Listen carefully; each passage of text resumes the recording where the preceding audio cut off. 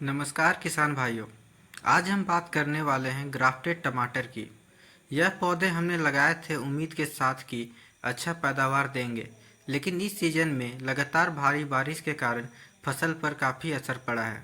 आप देख सकते हैं कि पौधों की ग्रोथ रुक सी गई है। कुछ जगहों पर पत्तियां पीली पड़ गई है और कई पौधों में फूल फल आने की प्रक्रिया धीमी हो गई है।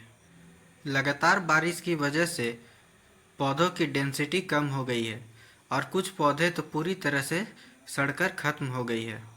लेकिन अच्छी बात यह है कि पौधे बचे हैं, उन पर अच्छी क्वालिटी के फल दे रहे हैं।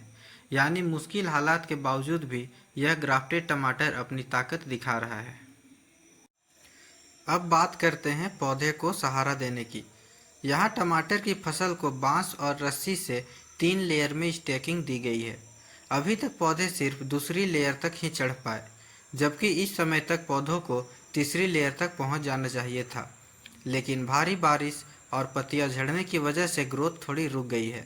फिलहाल पौधे दूसरी लेयर पर बांस और रस्सी से अच्छे से सपोर्ट ले रहे हैं, जिससे वह ज़मीन पर गिर नहीं रहे और फल सही तरीके से लटक पा रहा है। अगर मौसम सामान्य रहा तो आने वाले दिनों में पौधे तीसरी लेयर तक चढ़ जाएंगे और भी अच्छे फल देंगे। आज इस खेत में टमाटर की हार्वेस्टिंग की गई है। उसके बावजूद भी आप देख सकते हैं कि पौधों पर अभी भी अलग अलग स्टेज पर ढेर सारे फल मौजूद है।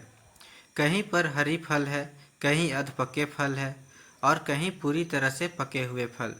यानी आने वाले दिनों में लगातार और तुड़ाई होगी। लेकिन भारी बारिश का असर यहाँ भी दिखा। कुछ फलों पर दाग धब्बे और निशान आ गए।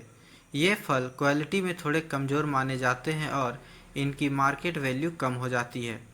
टमाटर एक सेंसिटिव पौधा होता है, जिसे भारी बारिश या लगातार नमी बिल्कुल पसंद नहीं होता है। इस वजह से आप देख सकते हैं ग्राफ्टेड पौधा होने के बावजूद भी काफ़ी असर पड़ा है और पौधों का क्वालिटी बहुत गिर गया है। अगर अभी ये पौधा बहुत ही हेल्दी होता तो आपको नीचे का मल्चिंग सीट भी साफ तौर से नहीं दिख पाता, पर आप देख सकते हैं नीचे से कितना पतला हो गया है और पौधा का ग्राफ्टेड रीजन बहुत ही साफ से दिख रहा है। पर भी आप देख सकते हैं कि फ्रूटिंग कितना अच्छा से हुआ है और इसमें लगातार फ्रूटिंग होगा अगर अभी मौसम साफ हो जाता है तो। अभी भी इस खेत के बेड्स के बीच की जगह में नमी बनी हुई है, पर जैसे ही ये नमी कम होती है सबसे पहले नालियों को साफ़ किया जाएगा ड्रेनेज के लिए। उसके बाद पौधों में मिट्टी चढ़ाया जाएगा, क्योंकि बारिश में मिट्टी बह जाने से जड़ें खुल जाती है। साथ ही पौधों को NPK 19-19-19 का घोल बनाकर ड्रेंचिंग किया जाएगा, ताकि पौधों को तुरंत ऊर्जा और पोषण मिल सके और उनकी ग्रोथ फिर से शुरू हो जाए। इसके बाद पत्तियों और तनों पर रोग फैलने से रोकने के लिए फंगिसाइड का छिड़काव किया जाएगा और कीटों से बचाव के लिए नीम ऑयल जैसी दवाइयों का भी इस्तेमाल किया जाएगा।